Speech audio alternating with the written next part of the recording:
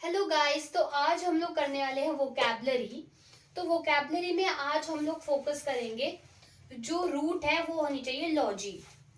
तो लॉजी का मतलब क्या होता है? लॉजी का मतलब होता है स्टडी, यानी किसी चीज की स्टडी करना। तो जिस जिस वर्ड में हम किसी चीज की स्टडी से रिलेटेड होंगे वो सारे वर्ड्स इसमें हम लोग कवर करेंगे। तो पहला वर्ड आता है एकॉस्टिक्स। तो एकॉस्टिक्स का मतलब होता है साइंस ऑफ साउंड, यानी कि साउंड की साइंस की स्टडी करने को क्या कहते हैं? एकॉस्टिक्स। तो इसको आप लोग कैसे याद रख सकते हो? साउंड इसमें दो बार एस आ रहा है तो आप समझ सकते हो, study of sound. Study, S T यानी स्टडी ऑफ साउंड। यहाँ पे ऐसा ही रहा, कुछ भी कर लो या याद रट लो। एरोबायोलॉजी। तो एरोबायोलॉजी का मतलब क्या होता है? Study of airborne organisms. तो एरो से तो आप लोग याद कर सकते हो कि एयरबोर्न, और ऑर्गेनिज्म से स्टडी याद हुई हो जाएगा। तो ऑर्गेनिजम्स, बायो का मतलब क्या होता है? ऑर्गेनिजम्स। तो एयरबोर्न ऑर्गेनिजम्स की स्टडी को क्या कहेंगे? एरोबायोलॉजी। फिर नेक्स्ट वर्ड क्या है? एरोडोनेटिक्स। एरोडोनेटिक्स ये होता है आपका साइंस और स्टडी ऑफ ग्लाइडिंग, यानी कि ग्लाइडिंग की स्टडी को कहते हैं एरोडोनेटिक्स। तो इसको हम कैसे याद कर सकते हैं? एरो यानी कि एयर, तो ग्लाइड हम लोग कहाँ पे करते हैं? हम लोग एयर में ही ग्लाइडिंग करते हैं ना। तो एरोडोनेटिक्स क्या हो गया? Study of gliding. डोनेटिक्स को आप लोग याद रख लो थोड़ा, जैसे डायनेमिक स्टंट्स वगैरह, क्या हो गया? ग्लाइडिंग हो गई। तो एरोडोनेटिक्स यानी स्टडी ऑफ ग्लाइडिंग। उसके बाद हम लोग आते हैं नेक्स्ट वर्ड पे, एरोडायनेमिक्स। तो एरोडायनेमिक्स का मतलब होता है science of the movement of air और गैस पार्टिकल्स, यानी कि एयर और गैस के पार्टिकल्स की मूवमेंट को, इस चीज की स्टडी को क्या कहते हैं? एरोडायनेमिक्स। एरो से तो पता ही चल रहा है कि एयर से रिलेटेड एयर पार्टिकल्स के बारे में ही बात हो रही है, पर डायनेमिक्स से हम लोग क्या समझेंगे? यानी कि एयर पार्टिकल्स की मूवमेंट हो रही है, यानी वो डायनेमिक मोशन में है, उनकी स्टडी को हम क्या कहते हैं? एरोडायनेमिक्स। फिर नेक्स्ट आता है एरोलॉजी। एरोलॉजी का सिंपल सा मीनिंग है the study of the atmosphere. Logy का मतलब हमने अभी वार्ता किया, स्टडी, किसी चीज की स्टडी करना, और एरो यानी एटमॉस्फेयर हो गया। एटमॉस्फेयर की स्टडी यानी कि एरोलॉजी, स्टडी ऑफ एटमॉस्फेयर। फिर नेक्स्ट वर्ड क्या है? एरोनॉटिक्स। एरोनॉटिक्स का मतलब होता है study of navigation through air और स्पेस, यानी कि एरो से तो आप लोग समझ रहे क्या है इसका मतलब? है एयर या स्पेस। नॉटिक्स का मतलब हो गया नेविगेशन, एन से नॉटिक्स, एन से नेविगेशन। तो नेविगेशन की स्टडी एयर और स्पेस के थ्रू, इसको क्या कहते हैं? एरोनॉटिक्स, यानी कि study of navigation through air और स्पेस। फिर है एरोस्टैटिक्स। एरोस्टैटिक्स का है मतलब the science of the study of air pressure, यानी कि एयर तो हो गई, साथ में स्टैटिक्स आ गया, यानी कि प्रेशर दे रहे हैं हम एयर पे।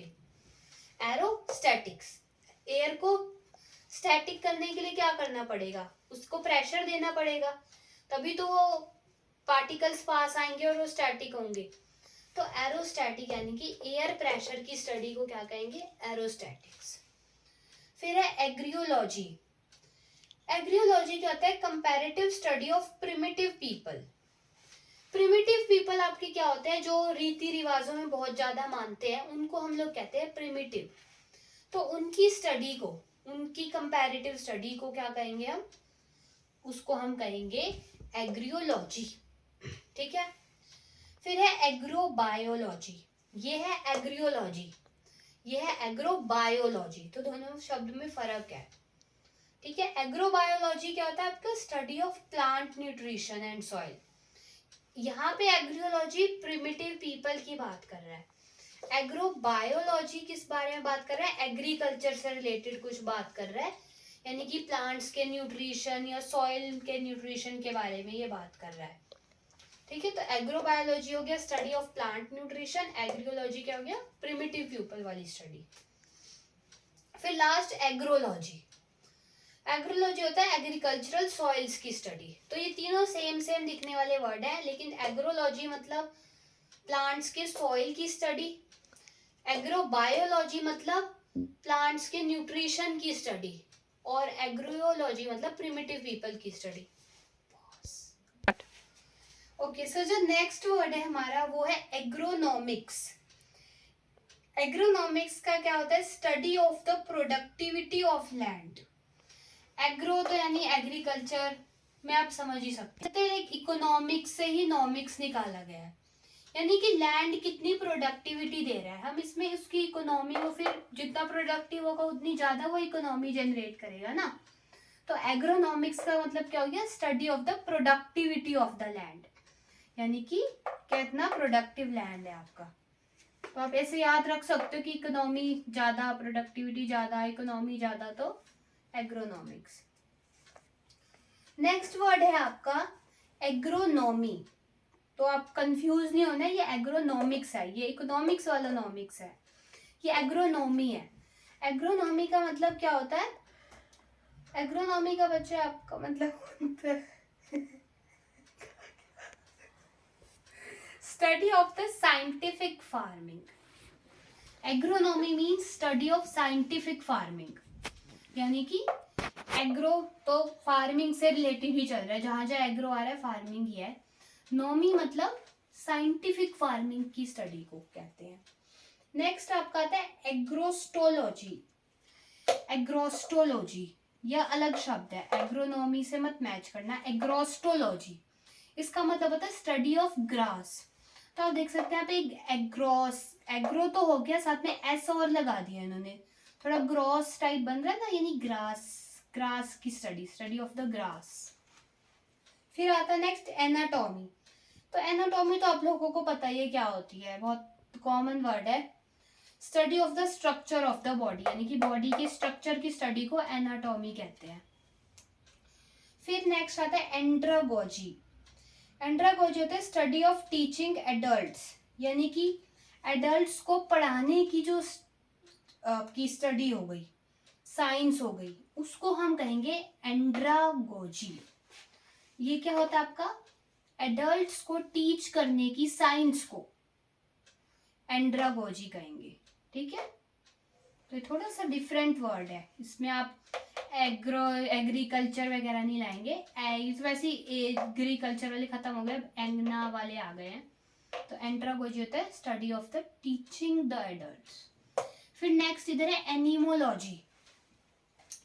एनिमोलॉजी होता है स्टडी ऑफ विंड्स, यानी विंड्स की स्टडी को। तो आप याद रख सकते हैं फिर इसको भी कैसे कैसे, कि विंड्स की स्टडी को हम क्या कहेंगे? एनिमोलॉजी। तो इसको तो रटना ही पड़ेगा, मैं क्या हिंट बताऊं इसमें अब। तो लॉजी से स्टडी तो हो ही गया, एनिमो मतलब विंड्स मान लो। फिर होता है angiology, study of blood flow, यानी कि ब्लड के फ्लो की जो स्टडी होगी उसको हम कहेंगे एंजियोलॉजी। एंजियो से आप याद रखिए ब्लड का फ्लो हो रहा है कहीं तो अपनी बॉडी में, तो उसको हम एंजियोलॉजी कहेंगे। Next is anthropobiology. तो एंथ्रोपोबायोलॉजी, ठीक है, इसके मतलब होता है study of the human biology, यानी बायोलॉजी में बहुत सारे ऑर्गेनिजम्स आते हैं, प्लांट्स, एनिमल्स, लेकिन ह्यूमंस की बायोलॉजी को स्टडी करना उसको कहा जाएगा एंथ्रोपोबायोलॉजी, ठीक है ना। और एंथ्रोपोलॉजी क्या होगा? ये दोनों में डिफरेंस है, बायो बीच में आ गया तो डिफरेंस है। एंथ्रोपोलॉजी होता है study of the development of man, यानी कि मैंस की मैन, यानी कि यहाँ पे दोनों को कंसिडर किया जा रहा है, वो ह्यूमन बीइंग्स मान लो चलो, तो उनकी स्टडी को, उनकी ग्रोथ की स्टडी को, वो किस तरह से ग्रो होते हैं, उसको हम एंथ्रोपोलॉजी कहेंगे।